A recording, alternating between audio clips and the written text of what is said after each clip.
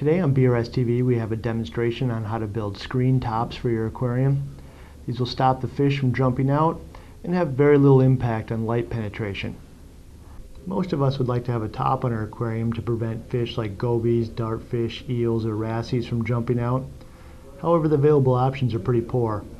A standard glass top traps in all the heat and doesn't allow for evaporation.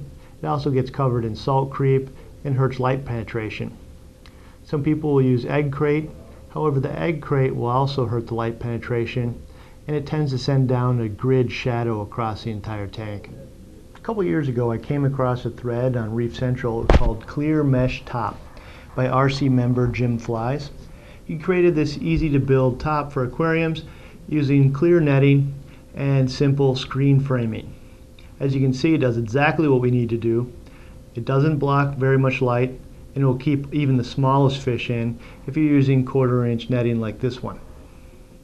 This project only requires a few items, most of which can be found at a Home Depot for $20 to $30.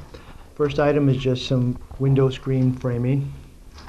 You'll need some spline that you can roll in to the frame to hold all of your netting in, the corners of the frame, and a roller which helps you push in the spline.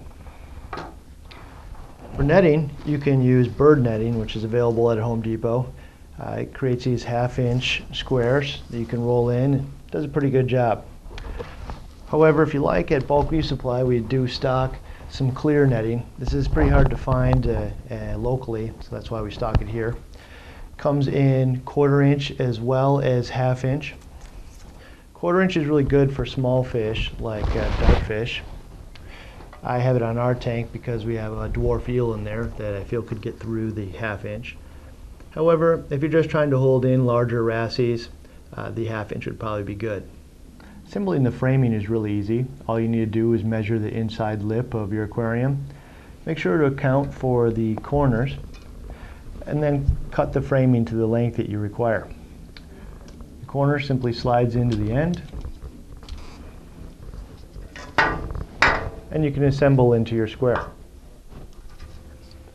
Now that we've cut our frame to the correct sizes and inserted all of the corners to create our square, we're going to go ahead and cut out the netting. You're going to want to make sure that the netting itself is slightly bigger than the square frame that we've assembled. The next step is to take a piece of spline and cut it a little bit longer than the frame itself. Square up the netting and push the spline on top into the frame itself. They make a tool to insert it all the way. You could do it by hand, but this couple dollar tool makes it infinitely easier. Go ahead and put it in all the way across. When you're finished rolling in all 4 sides of the spline, it should look like this. It should be nice and taut. And on the sides, you'll notice that there's a lot of extra netting. We'll need to snip that off. I like to just take a razor blade and run it along the side. And when you're completely done, it will look just like this. As you can see, the project results in a really polished look that was also easy to do.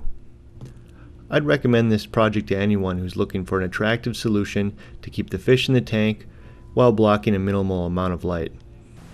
If you enjoyed this video and would like to be notified when we make new additions to BRS TV, you can subscribe to our YouTube channel or follow us on Twitter and Facebook.